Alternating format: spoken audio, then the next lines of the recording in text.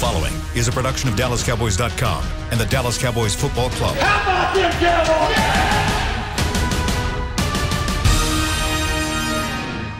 This is Talkin Cowboys. Streaming live from the Dallas Cowboys World Headquarters at the Star in Frisco. Handoff, Elliott plowing to the goal line. Barry, sacked by Lawrence. Prescott keeps it, and he bangs it in for the touchdown. And now your hosts, Isaiah Stanback, Heckma Harrison, Rob Phillips, and Kyle Yeomans.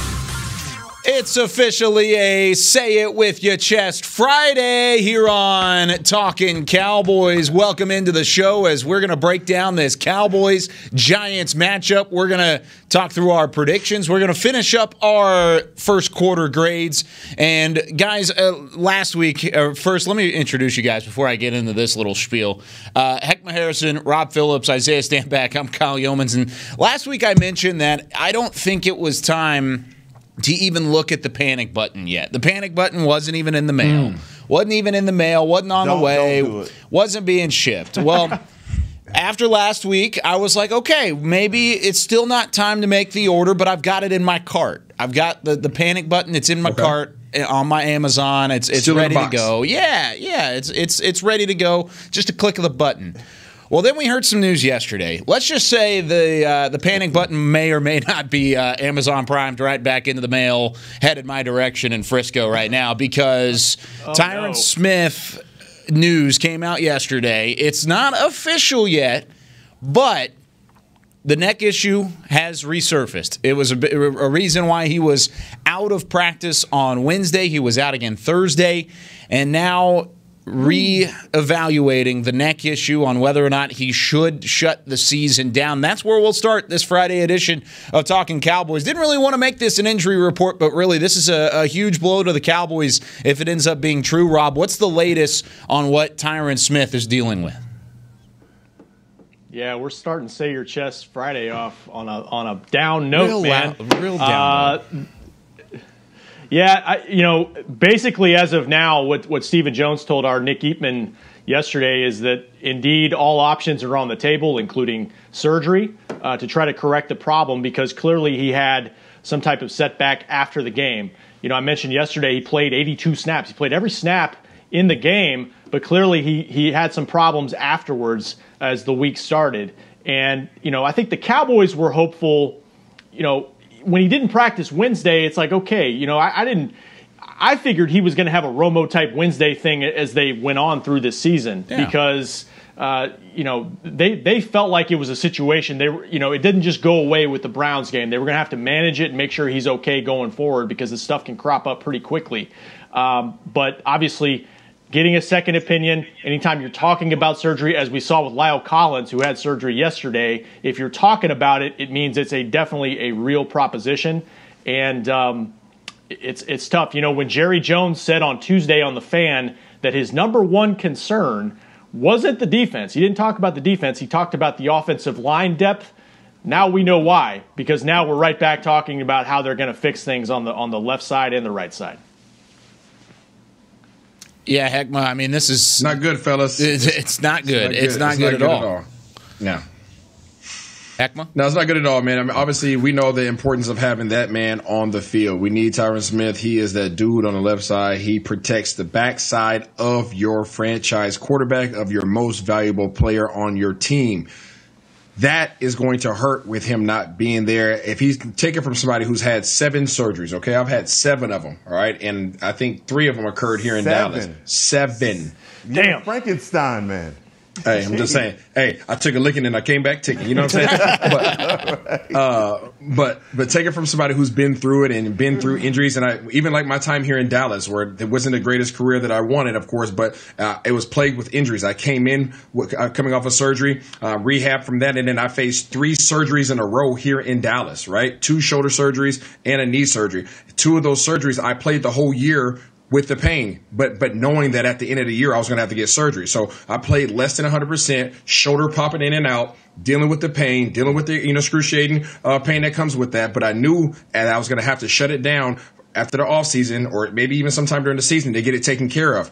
If they know that they're his guy going forward, it's probably a smart move to secure the bag and make sure that he's good going forward. But you just hate to have to do that at the sacrifice of potentially this season.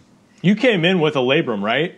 With the Cowboys. I came in with my foot. I had a Liz Frank injury, but then I had labrum, meniscus. So Dallas didn't like me apparently with my body, but no thanks. The league was rough to me, but it just sucks. It sucks, and we've been talking about this offensive line for a long time, and this obviously it doesn't sound good. Believe me, if you're talking about it as somebody who's had it, it's a wrap.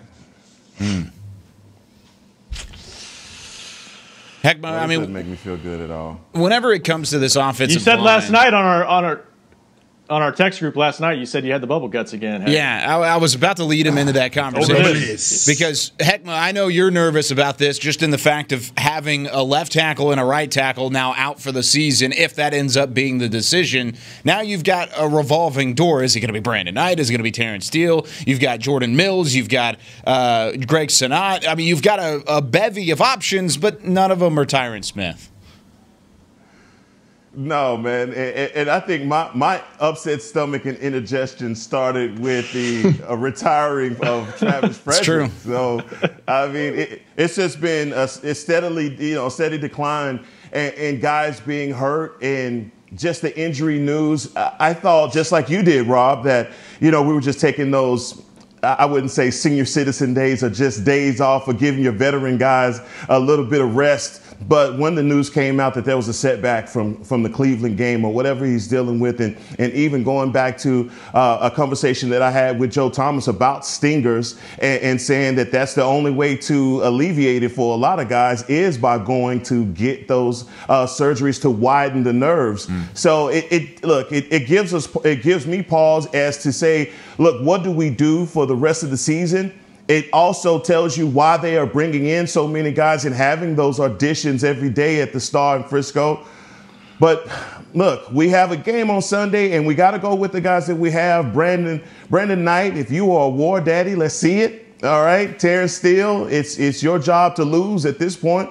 And look, how else do you adjust your game plan at this point if you're the Dallas Cowboys, knowing that you are going to go through 12 games without your veteran left tackle? It's amazing that they've played 4 games and they've got the number 1 offense and the 3rd highest scoring offense. Because I think when Tyron first went down before the Atlanta game, it was like, can they function? And it hasn't been the way they've wanted to, but they have been able to move the ball, at least in the passing game. So I guess that's encouraging, but you hate to see this. And yeah, it does bring up the question, what are they going to do? Because if you want to put Brandon Knight at left tackle, I think that's probably your best option. They're getting like as Heckma said, though, they've got more options potentially at right tackle. I know people, Kyle, I don't know if you want to get into all the different combinations. Oh, we can. People are going to ask, should they move Zach Martin out to right tackle? I think that comes down to whether you feel. I think Mike McCarthy doesn't want to do that. I don't think he doesn't want to change a bunch of spots. But to me, it might come down to whether you feel better about a Connor McGovern playing tackle better than your options at right tackle. You juggle the two and say, okay, because I'm about best 5 personally, guys. I mean, I think it eliminates concern of one-on-one matchups because you're going to have. You saw it with Myles Garrett against Terrence Steele last week. Eventually, guys are going to have to just hold their own. And so, who's your best 5? I think they still got to figure that out, and they still got to be. I think they got to be flexible too, adjust as it goes. If it's not working, try something else. Hey, but Rob, I have a question for you and Kyle and Heck. Even when you find a 5, do you really expect them to give 100% for all 70 plays? You're damn right. Ooh. Yes. Oh wow. We didn't talk about that yesterday. No, we didn't. No, we didn't. We can get into that if you want to, but that's a setup. That's a setup. You set me up, man. So he's referring, of course, to what Xavier Woods had to say about the defensive side of the football, in that you're not, quote unquote, expected to play 100% at 100% of the time. Ultimately, is what he ended up saying earlier in the week. So transferring that over to the offensive line, though, and I kind of wanted to go off of what Rob was just saying with the best 5. Terrence Steele probably isn't a part of that best 5, correct? Would we all agree with that? Terrence Steele, not a part of the best 5? Who else do you have? Who else do you have behind Terrence Steele? I mean, at this point, we're talking about moving Zach Martin out to right tackle, and that's going to leave a deficiency right smack dab in the middle of our offensive line. We're already starting a rookie at center, and we already have a big question mark over our left guard. Zach Martin, to me, I think he gives that assistance and at least gives you the state of mind going into a game that you're strong next to some of your weaker links. I don't know how you put him out on the island and expect for the middle of your offensive line to be solid at all. I don't know. I think that would be a mistake to do that, especially with Looney now dealing with an MCL. I agree. Go ahead, Isaiah. I don't know who our best five is. I know we got 9 offensive tackles within this roster. So there's some guys that we don't even know what the heck they can do. So at this point, go out there and put your best pass rushers on. Put Alden Smith out there, put D-Law on there, put Randy Gregory, and have them do one-on-ones all practice today and find out who the heck's a dog, and that's who you put out there on the field.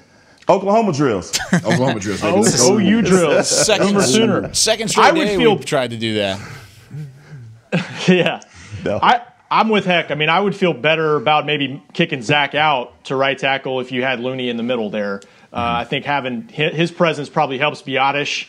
And, look for Cam Irving at some point. I think he's definitely making progress. Yeah. They have 2 open spots on their 53 right now. So, Anthony Brown could take one of those this week coming off IR, and possibly Cam Irving as early as this week, maybe next week. We'll see about Leighton Vander Esch. But I think they think he's getting close. So he becomes an option for you soon. I just don't know if it's this What's the status with Looney, Rob? It's going to be at least a couple weeks probably with the MCL. The MCL usually, 2 to 4 or something like that. So they got to roll with the rookie there in the middle there for the time being. Which I don't think is necessarily a bad Biotish, thing. I think Biotish has done a fine job of popping in there and even in the middle of that offense. Now, look at that. And you look at that, Isaiah. Good way to. I've liked Biotish.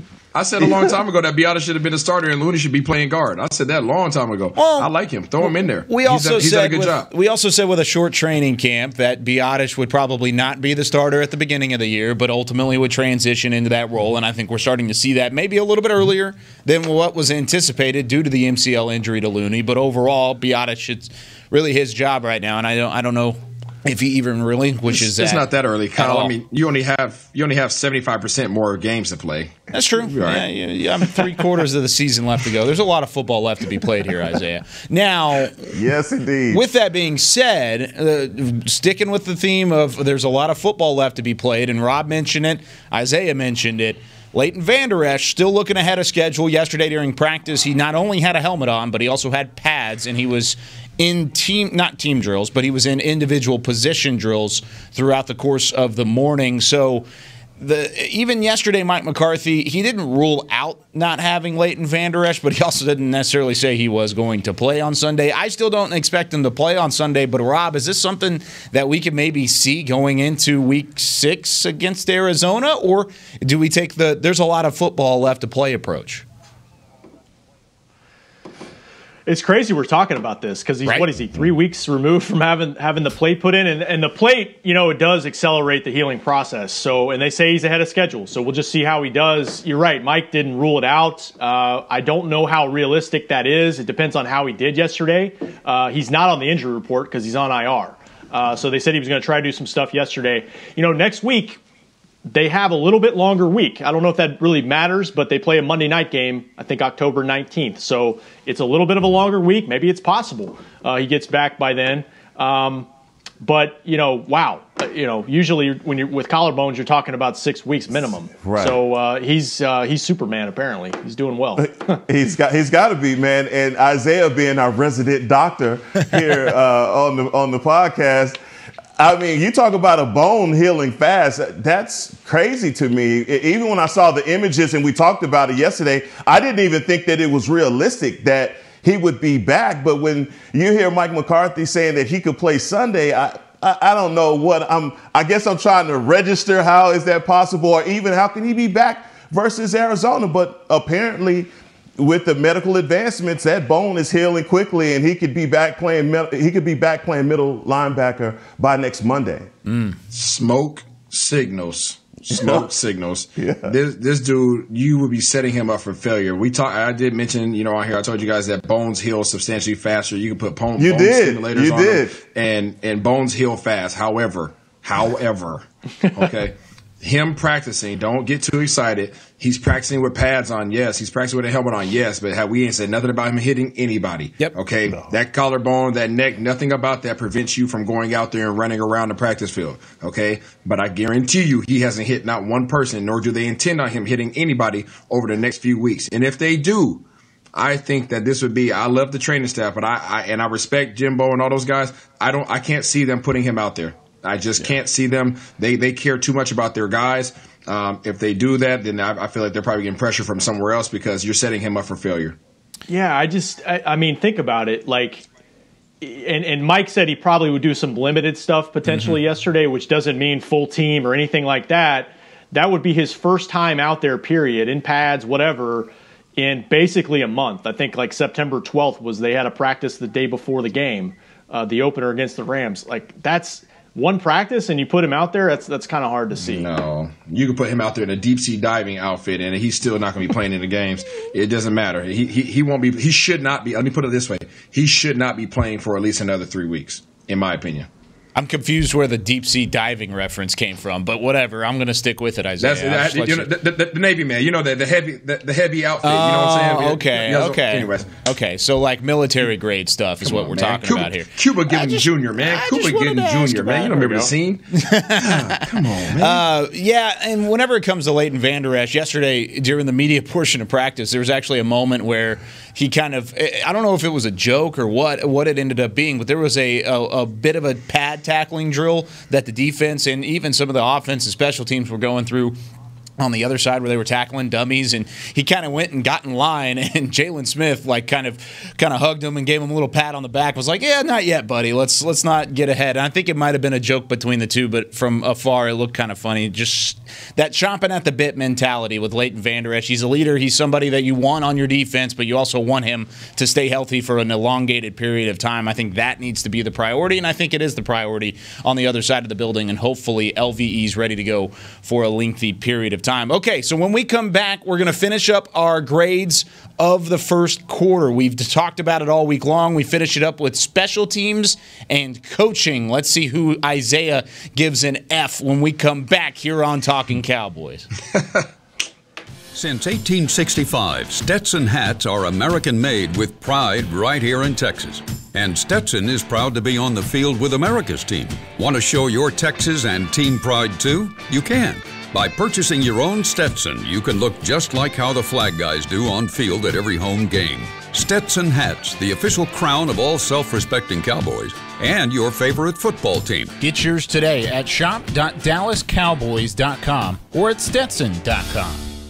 Want to use what the pros use? How about the official men's skincare brand of the Dallas Cowboys, Jack Black? Right now, you can get the Jack Black Starter, a curated collection of Cowboys locker room favorites for just $10 with free shipping. The starter includes 4 Jack Black skincare favorites, plus a full-sized intense therapy lip balm. Go to getjackblack.com/Cowboys and use the code word TEAMJB. That's getjackblack.com/Cowboys. The Jack Black Starter, $10, free shipping. Essilor is a proud sponsor of the Dallas Cowboys, helping fans see more and do more with our best vision solutions. Our lens technologies reveal a world more beautiful than you can imagine. For a limited time, get the Essilor Next Gen offer. When you buy the latest generation of Transitions lenses with select Essilor lenses, you can choose a second pair of clear lenses for free with qualifying frame purchases. Restrictions apply. Find a participating eye care professional by visiting EssilorUSA.com. Essilor. See more, do more. We're back with a tasty treat that's sweeping airwaves and taste buds. It's new Dr. Pepper and Cream Soda. Let's take a listen. Dr. Pepper and Cream Soda's here. A new combo that's music to my ears, okay. Let's play. Cream Soda and Dr. Pepper time. Pour it in a glass of ice. Ah, music to my ears and mouth. New Dr. Pepper and Cream Soda. A delicious duet. Back to Talkin' Cowboys. It's officially a Say It With Your Chest Friday here on Talkin Cowboys. Glad you're with us on DallasCowboys.com and the various streaming platforms. Kyle Yeomans, Isaiah Stanback, Rob Phillips, and the fantastic Mr. Heckma Harrison with you up until 10 o'clock today as we break down this Cowboys-Giants game. And also looking back a little bit, we're going to finish up what we've done all week long. And this has been a fun segment because there's been some debate, there's been some disagreements, there's been some Honeycrisp apples involved. There's been so many different things thrown around during this segment, but it's our first quarter grades, and we've talked about the offense in terms of the passing game, the running game, the trenches with offensive and defensive line. Yesterday we attacked the defense and went linebackers and safeties, and those were some pretty harsh grades. But now we go into special teams and the coaching staff, and this is through the first couple weeks of the season. We can be easy on the coaching staff and just do it as a whole. We don't have to attack certain individuals or talk about certain individuals at this point. Just coaching as a whole, what you thought so far. But special teams, we'll start things off here. It hasn't been pretty for the Cowboys at times, but at other times it actually won you your first football game and your only football game of the year so far. But Isaiah, what are you thinking in terms of this special teams unit so far in 2020? D minus. Ooh. D minus. Okay. They have had entirely too many mistakes. Entirely too many mistakes. The only positive thing that I've seen from this unit is obviously the watermelon kick, which you really shouldn't have been in the situation anyway because you messed up earlier in the game. And also their punt coverage has been good. Their punt coverage has been pretty respectable. And with their gunners are getting down the field and forcing fair catches like nobody's business. So I respect them for that. But aside from that, it has not been good in terms of since you said we can lump it all together. Yeah. Yeah. So it's a D minus for me for the special teams coach and this unit. I think that they're trying hard, but their lack of execution. Kudos to their coach for calling it, but when the guys aren't making the necessary plays, you got to get somebody else in there, and there's no room for errors on special teams. It's too important a portion of the game. It's a third of the game, and people always forget that. All right, Heckma. All right. Well, the going theme around here has been that as a coaching staff, we hadn't been very aggressive, and now we have a coaching staff that has been overly aggressive, and Chris Jones we're a Chris Jones pass away from obviously executing a great fake punt. I think all of the failed attempts you can look at, and we talked at length about the squib kick in the Cleveland game, but when it comes down to other areas and for special teams, I have the feeling like CeeDee Lamb is getting close. I feel as though we're going to cover one, and CeeDee Lamb is going to put the Lambo on the runway and go take one to the house. There are other areas that you look at that you just, we need improvement on that. And I never liked PATs or field goals turning into events. So I'm going to go C- overall and just leave it at that. I like it. Love that explanation. Rob? I got some apples ready for you guys because I got. I'm gonna go with a C. I'm gonna go with a C because I know. But look, they would be 0-4 right now if they didn't pull off that kick, and that was a hell of a play. That's one of the best, craziest plays I've ever seen. That helps the curve a little bit. It gives them a passing grade, Rob. Yeah, I think so. Now look, it hasn't been good. It hasn't been good overall, and John Fossil spoke to that. But you guys hit on some things they have done well. You're right, Isaiah. The coverage has been pretty good. They haven't allowed any big returns, really, in kickoffs or punt. CeeDee Lamb, like Heck said, has been effective as a returner.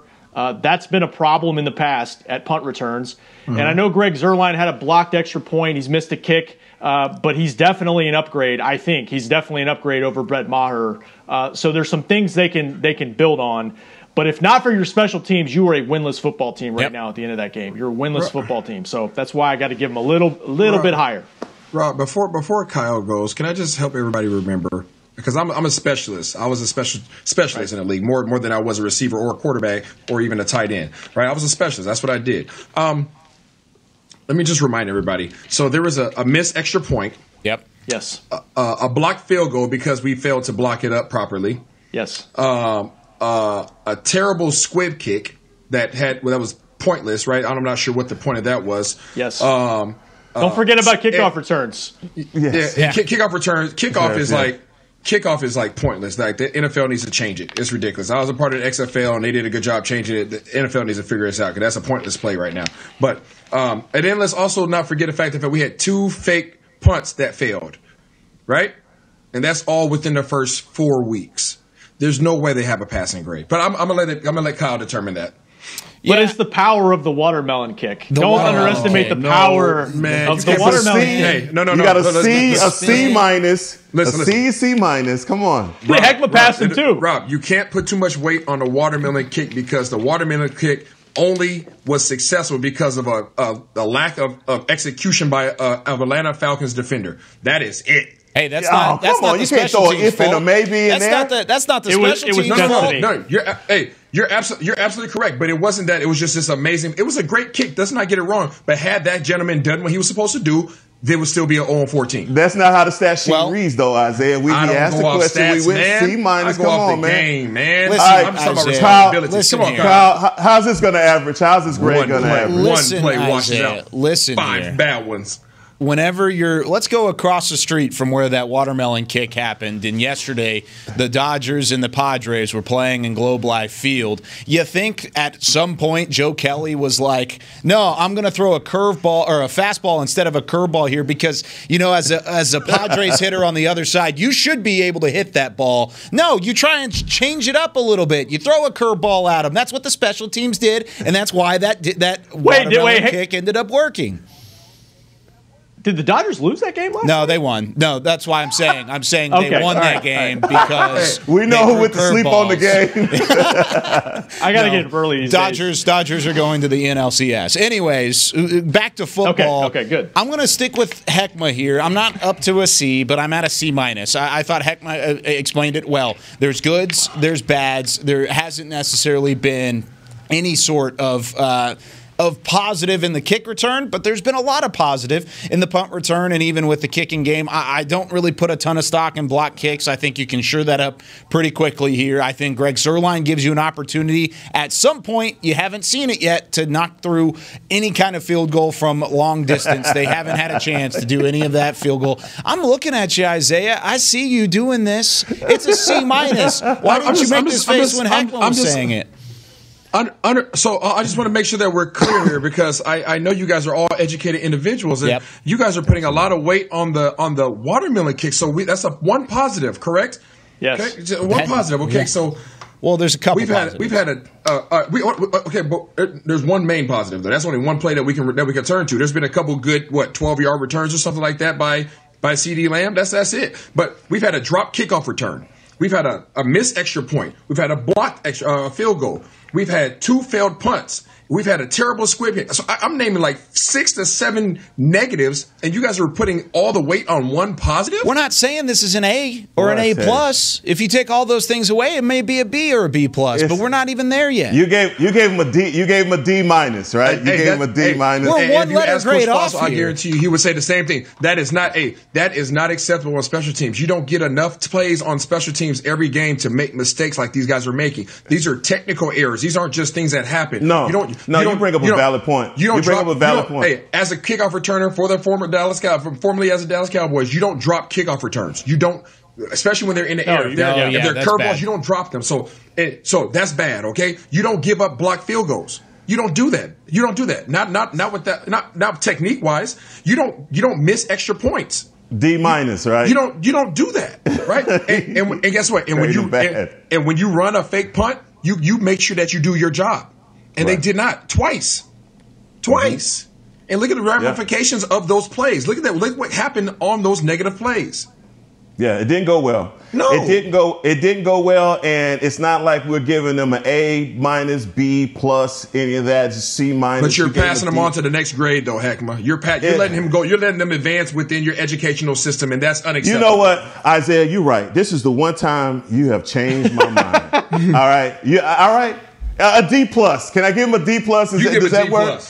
D+. That's still passing, though, according to the grades. No, it is not. No, it is not. We're arguing over that half a letter grade? That's 69%. He's not going to let it ride. He's not going to let it ride. So 65 to 69%. That's where they're at right now, if that. I mean, you're fighting over what could have been 71 to 69. Whatever. Let's move on to the coaching staff. I mean, we can talk about the special teams and whether or not they've been good. None of us said they were good. I just want to lay that out there. And I just want to say a passing grade at the C- is different than getting an A or an A-. Anyways, going to the coaching staff, and like I said, lumping all of this together, mostly talking about play calling here. Whenever you're looking at the defensive side of the football and the offensive side, we can kind of balance it and teeter-totter it back and forth. But I'll start things off in terms of play calling, and really because of what Kellen Moore has done on the offensive side of the football to adjust for what is a banged-up offensive line. I think it off-balances what I could have given an F on the defensive side of the football, but I'll give it a solid D+. And really, that's the only thing I can look at from a positive standpoint, because I think Kellen Moore is getting better as a play caller, and we're starting to see that evolution. However, Mike Nolan has just kind of struggled on the defensive side of the football, and I don't necessarily think he's done a good job of putting his players in the best scenario and where their talent is utilized the best. Isaiah, what do you got on this grade? So were you talking about the offense or the defense? Both. I mean, that's what I'm saying. I'm combining them together. We don't have time to do both here.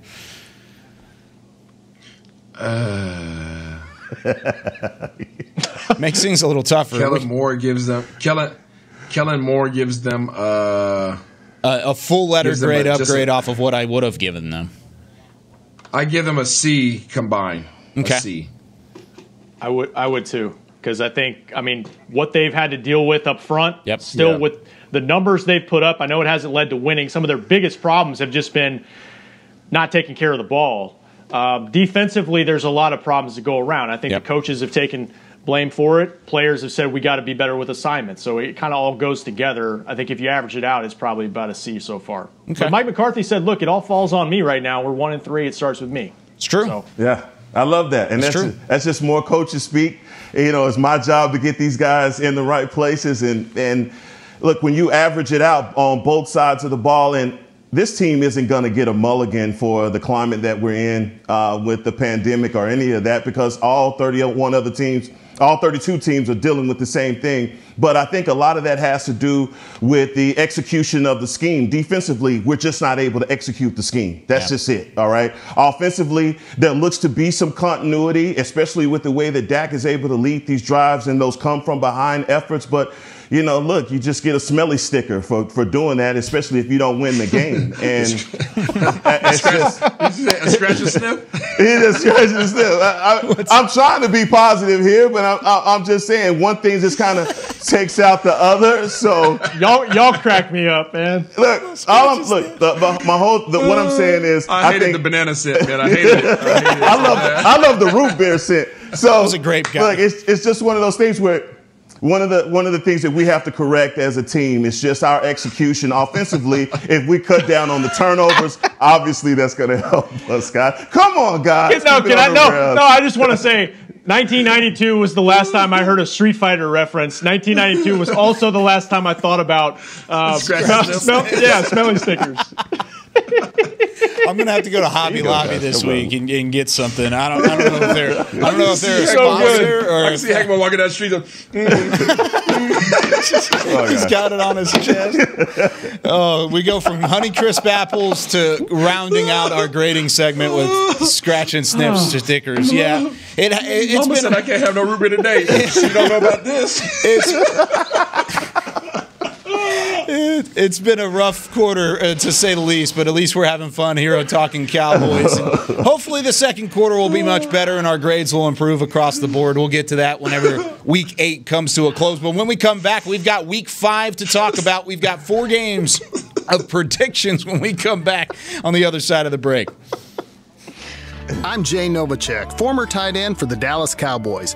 Back in the day, I was the guy who always got the tough yards, and that's why I run with John Deere today. In fact, I have a John Deere 3025E tractor that can handle any yard work I need to do, even the tough yards way out back. So if you have 1 acre or 1,000, John Deere has the equipment that's just right for you. Visit a John Deere dealer today and run with us. We are the official tractor provider of your Dallas Cowboys. Essilor is a proud sponsor of the Dallas Cowboys, helping fans see more and do more with our best vision solutions. Our lens technologies reveal a world more beautiful than you can imagine. For a limited time, get the Essilor Next Gen offer. When you buy the latest generation of Transitions lenses with select Essilor lenses, you can choose a second pair of clear lenses for free with qualifying frame purchases. Restrictions apply. Find a participating eye care professional by visiting EssilorUSA.com. Essilor. See more, do more. We're back with a tasty treat that's sweeping airwaves and taste buds. It's new Dr. Pepper and Cream Soda. Let's take a listen. Dr. Pepper and Cream Soda's here. A new combo that's music to my ears, okay. Let's play. Cream Soda and Dr. Pepper time. Pour it in a glass of ice. Ah, music to my ears and mouth. New Dr. Pepper and Cream Soda. A delicious duet. Want to use what the pros use? How about the official men's skincare brand of the Dallas Cowboys? Jack Black. Right now you can get the Jack Black Starter, a curated collection of Cowboys locker room favorites for just $10 with free shipping. The starter includes 4 Jack Black skincare favorites plus a full-sized intense therapy lip balm. Go to getjackblack.com/cowboys and use the code word TEAMJB. That's getjackblack.com/cowboys. The Jack Black Starter, $10, free shipping. Back to Talkin Cowboys. Back here on the other side of the break, here in Talking Cowboys, as we've now gained our footing and stopped laughing from scratch and sniff sticker references and whatnot throughout our grading standpoint. But we are Kyle Yeomans, Heckma Harrison, Rob Phillips, Isaiah Stanback. Get the ultimate fan experience for the ultimate Cowboys fan. Join Dallas Cowboys United, presented by Globe Life, starting at just $20. Visit DallasCowboys.com/United. And guys, we're now to the end of the week. Of course, every Friday at this time, we predict 4 games. We predict 3 games throughout the regular NFL schedule, including the Sunday night game, the Monday night game, and then an insert name or game here. And then we cap things off on the week with the Cowboys game. And we've got some standings to update. And Mr. Rob Phillips had himself a week last week. He went 3-1 and is now taking a sole advantage of the standings lead. 5-2 a week ago. Both Heckma and Isaiah went 2-2 and even 500. So that puts Isaiah at 4-3 squarely in second place. Heckma, after a slow start, 1-2, is back to 3-4. And I went 1-3 last week. I did not have a good week. Yeah, and so I'm at 3-4. So you're saying there's a chance. There's a chance. All right. So we're all separated by 2 games at the moment. Rob has the lead, which means he gets to go first. He's at 5-2. And we're going to start with the Colts and those now hated Cleveland Browns. Both teams at 3-1. The Colts have allowed less than 12 points in 3 straight games. That defense is firing on all cylinders. Both teams at 3-1. Rob, who you got in that one? Ooh, no Nick Chubb, right? No Nick Chubb. For a little bit for Cleveland. I'll roll with Phillip Rivers as the advantage at quarterback. Despite what we saw from Baker Mayfield last week, I think the Browns' luck for now runs out with a Colts victory. Okay, this is in Cleveland, by the way. And also, for the fans watching on Periscope, send in your picks as well throughout the course of the segment. All right, Heckma, who you got? Yeah, that's going to be a tough matchup, man. The Cleveland Browns, they left here the neighborhood hero. Everybody's talking about Stefanski and all the great work that he's doing with the offensive line and Callahan. But I think they run into a buzzsaw. That Indianapolis defense is for real. And, hopefully my guy Phillip Rivers isn't going to turn over the ball and give them the opportunities that we did. So I'm going Indy. Isaiah? Hey, my mascot in high school was a dog. My mascot in college was a dog, so I'm going with them dogs this weekend. I'm going to go ahead and go with Cleveland. Wow. Okay, so you're going with Cleveland. I'm going to go with Indianapolis here. Top 3 offensive line, top 3 defense. I think they get the job done even with Phillip Rivers maybe going to give an opportunity here and there to the Cleveland Browns. I think this will be a great game, and it's one that I know I'll be watching kind of alongside the Cowboys game on Sunday. Okay, here we go. Sunday Night Football. The Vikings, who desperately need a win at 1-3, going up against Russell Wilson and a 4-0 Seattle Seahawks team. By the way, Russell Wilson, 6-0 career against Minnesota. I think they make it 7-0, and I'm picking Seattle to win. Isaiah, who you got? Seattle. You know he ain't picking that's against easy. his boys. Yeah, that's an easy win for him. All right, Heckma. Yeah, definitely Seattle. Roberto? Yep, we'll make it a clean sweep. If it's Russ, if it's Tom Brady, if it's Pat Mahomes, if it's Aaron Rodgers, Lamar Jackson, I'm probably going to take their team.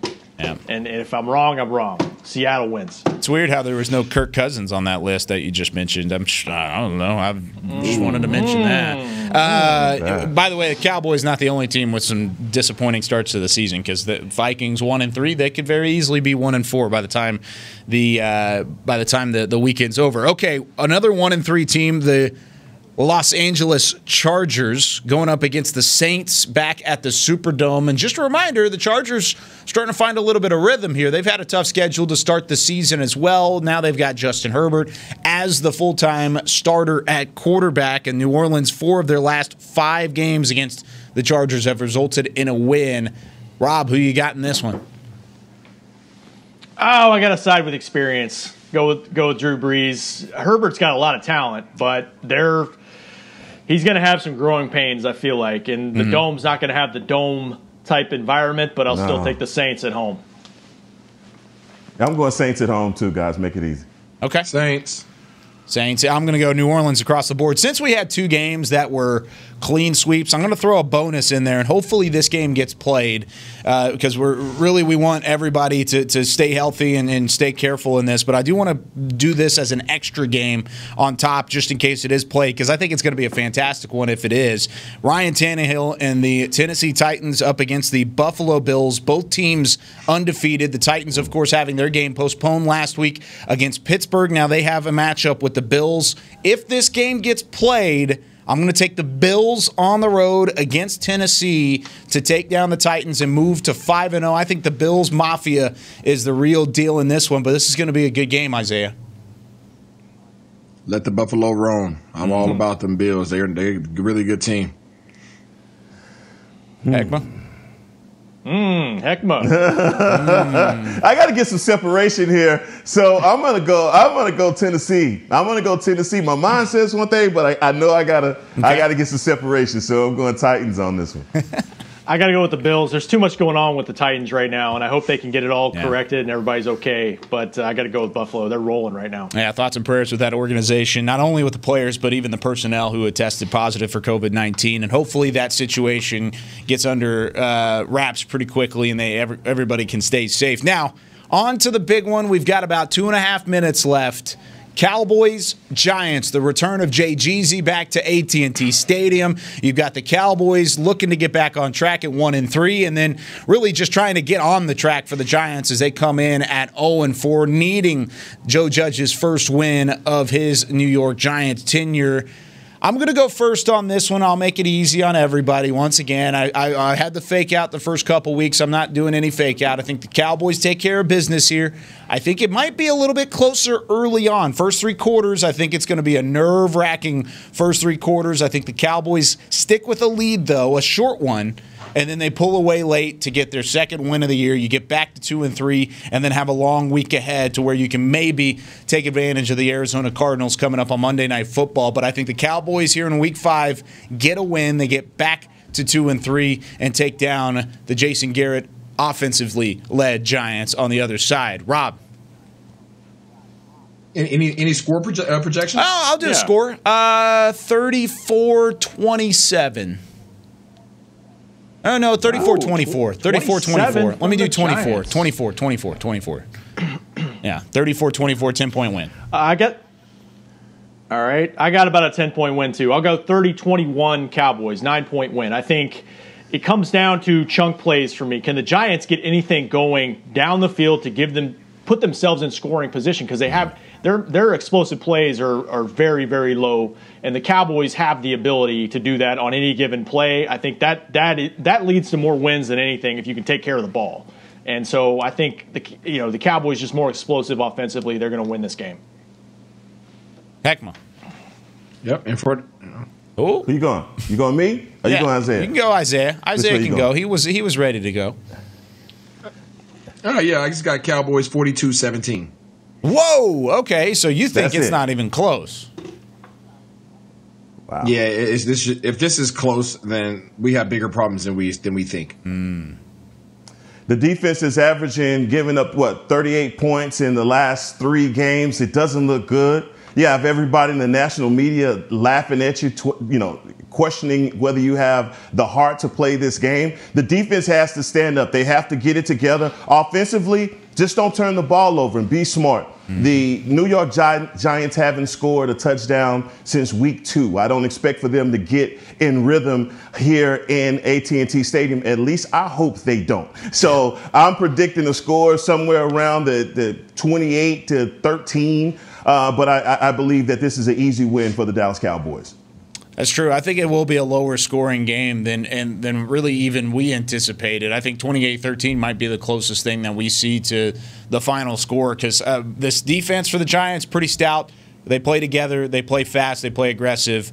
The offense of the Cowboys, we know what they bring to the table. I think it'll kind of stifle each other out, but ultimately I think the Cowboys are a better team, and so does everybody as we go across the board picking Dallas on Sunday. Once again, that one on CBS. Jim Nantz and our boy Tony Romo on the call of that one. Hope you'll join us on Monday at 9:30. Win or lose, we'll break it all down for you. We'll party together if it's a win, or we'll really be talking about hitting that panic button come Monday morning if it's a 1-4 start for the Cowboys. However, that's going to do it here this week for Talking Cowboys. Glad you've been with us over the last 5 days. Special thanks to Chris Beam in the back. Special thanks to Isaiah Stanback, Rob Phillips, and Heckma Harrison. I'm Kyle Yeoman saying so long from the Star in Frisco. Thanks for listening to Talking Cowboys.